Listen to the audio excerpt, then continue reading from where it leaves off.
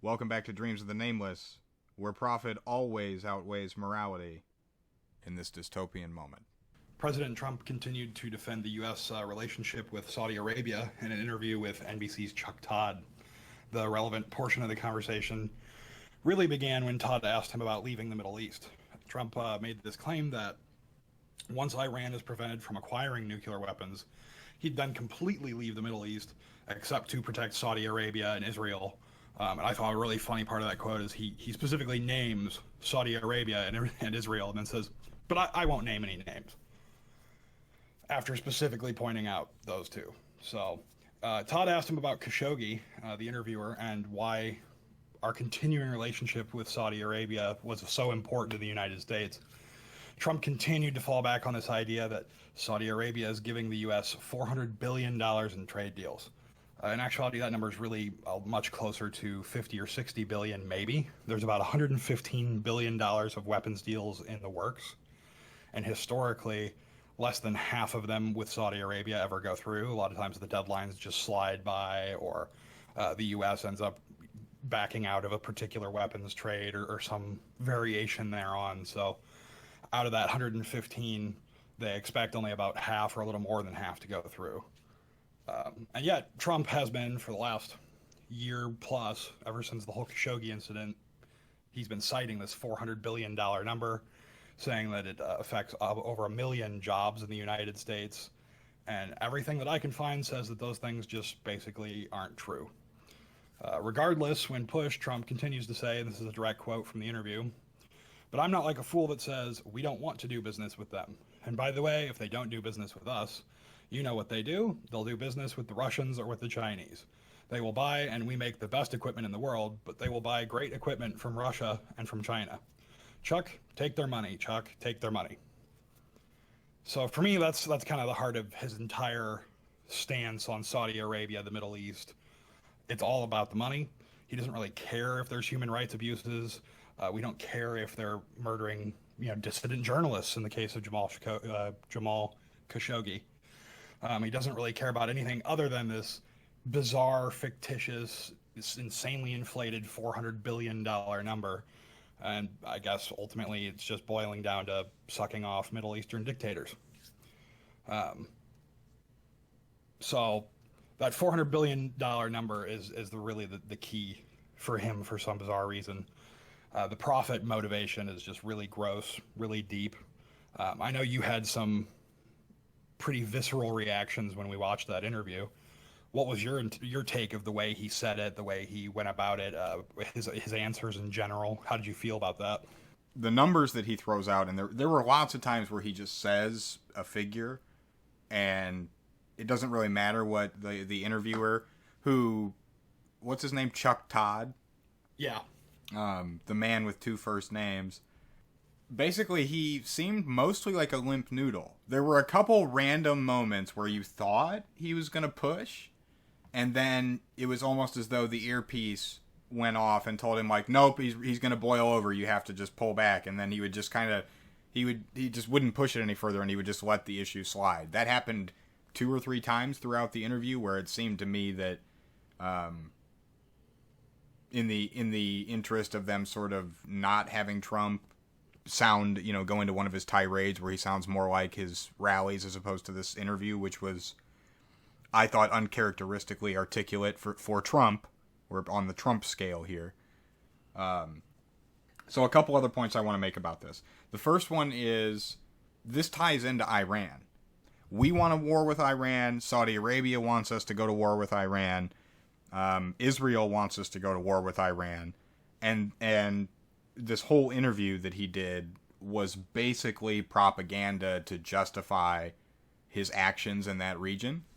And he, throughout the entire interview, his language was spot on. The tirade that he did here, where he's talking about take the money, that's going to play, I think, really well to your average Fox News consumer. Don't you? So anybody in their 60s and 70s, he's hitting all the trademarks. He sounds like he's making a traditional wisdom point, like, yeah, I mean, somebody else, they'll just buy the gear from another bad guy, so we're not the bad guys. I mean, better that they buy it from us, and then this, take the money, just take the money. That's all.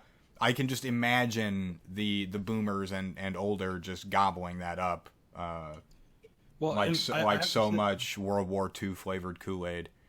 Yeah, I was gonna say I have to sit. I mean, I hate to make the comparison sometimes because I think it's sort of the nuclear option, and people quickly dismiss what you're saying when you do. But I don't intend it that way. But would you think that Hitler would just be sitting there saying to his people like, well, if we don't gas the Jews, I mean, somebody's gonna, so like we might as well.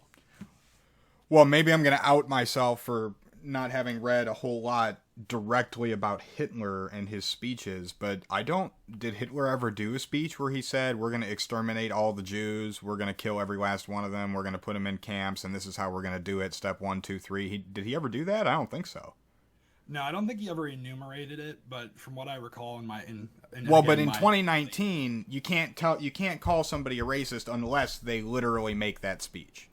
That's the attitude that they have about it. And the idea is, well, these can't be concentration camps because they're not actually killing people. I can't be a racist because I didn't actually say the N-word. But the worst baddies in history, they don't stand there and twirl their mustache and talk about how they're going to destroy the world. That's not how it's done. Yeah, I'm pretty sure that he talked about the threats of... Oh, yeah. Jewish threat and so on, and his ideas of how they should be controlled and so forth. But there was never a bullet point plan of okay, ladies and gentlemen, step 1. And a lot of that happened, I was reading an article about this the other day. A lot of the various laws that criminalized Judaism and such, they were local laws. They weren't even necessarily things that were pushed directly by the administration. It was people who were acting in support of the administration. Right. Well, and we've run afield here. Yeah. So to pull us back to Trump and Saudi Arabia,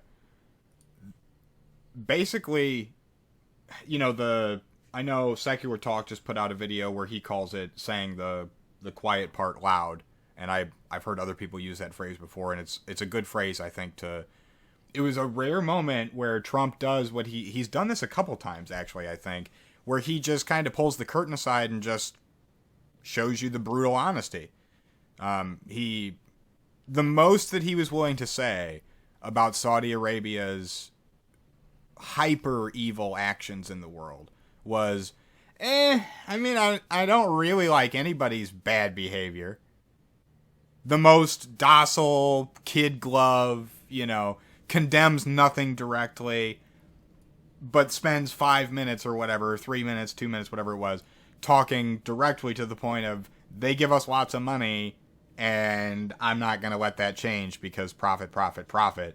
Our real masters are Israel and Saudi Arabia.